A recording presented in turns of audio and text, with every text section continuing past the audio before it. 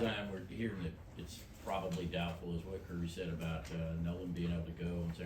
Just can you give us an idea of how that affects the defense and what he obviously means to you guys? I don't know the status of that, but it's not going to change anything. If he's not able to play, we're going to miss Nolan. But next guy up, like it's been all season when Jalen went down, other guys had to step in the defensive line, so got to account for that. Zion, we got to see Jalen back on Saturday. I know he was still limited, but what did you think of the impact he had with you guys on the line? He was able to get pressure on the quarterback. He was able to get back there 3 or 4 times. He was out there limited snaps, but the plays that he was out there, he definitely made an impact.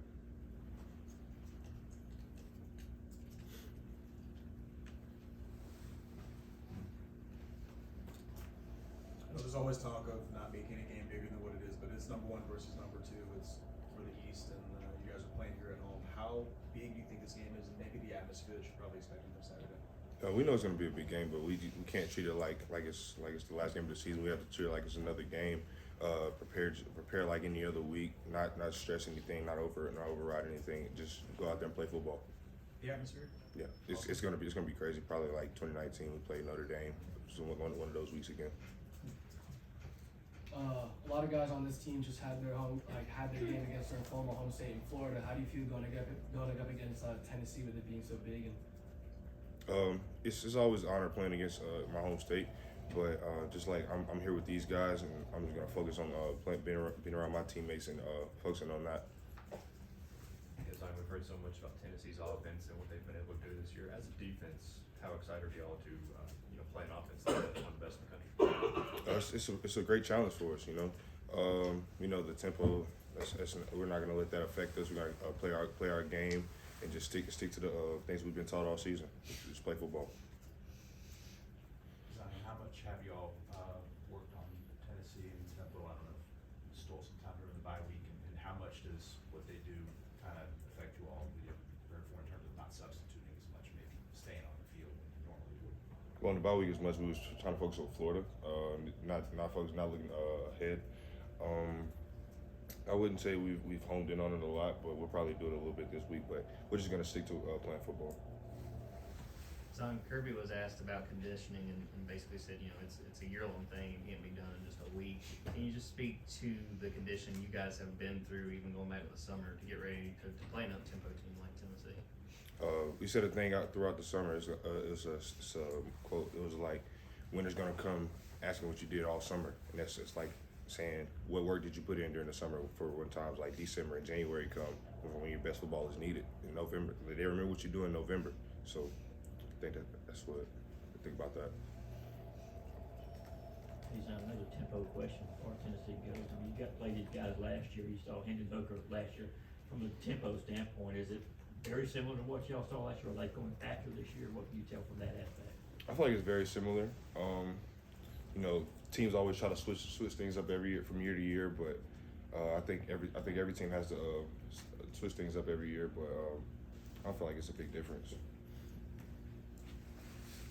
Yeah, with Jermon Lewis-Johnson and with Nolan possibly being out, he's going to take on a bigger leadership role. How have you seen him excel in that role this year, and what has allowed him to become that so early on in his career for Georgia? I've seen his laser focus go to a different level throughout the season. He's showing me little flashes of N'Kobe right now, to where he's like being that vocal leader even in meetings. He wants to be in that. He wants to put everybody in that best position to win. And when he plays at his best, he's very good. you came in with Bill Norton, right? Mm-hmm. What have you, just being from Tennessee, what have you seen with his progression over the last couple of years, and what kind of relationship do y'all have, being from the same state? We actually were roommates my first 2.5 years being here. He's a great guy off the field, but on the field as well.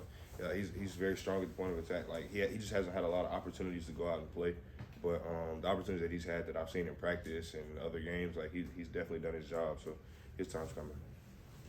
We got to see a good bit of Chaz on Saturday once Noah went out. Just what did you think of his performance and what he brings to that position?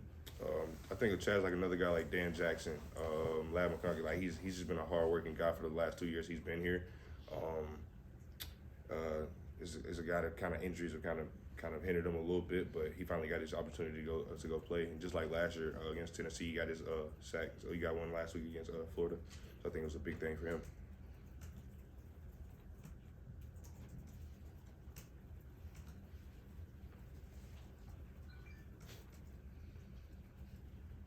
Is Notre Dame the best atmosphere you've been a part of here at Sanford Stadium? And if so, like, what do you remember most about that night?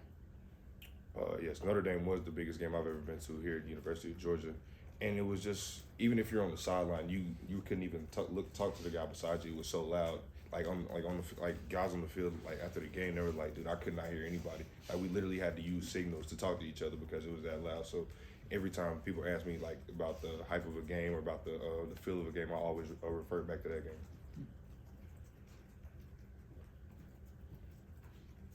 Zion Bear had that personal foul penalty after the timeout had been called the other day. Was that kind of a lesson learned type deal? And how do you kind of react to talking, I guess, talking to the guys after that? Yeah, I think it was definitely a lesson learned because we kind of looked at things like that the past week because even in the NFL, they're honing in on protecting the quarterback, and that was the thing we kind of focused on last week. But it was definitely a lesson learned.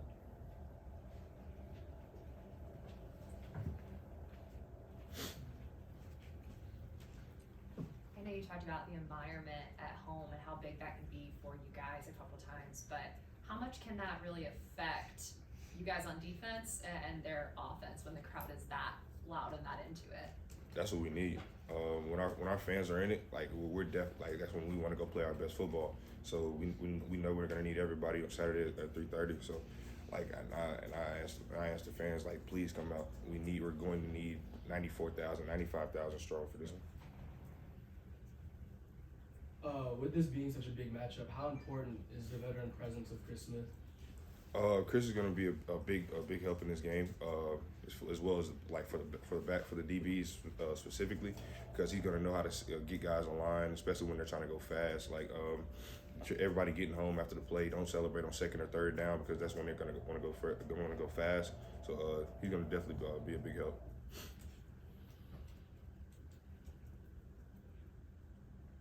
Any more questions for Zion?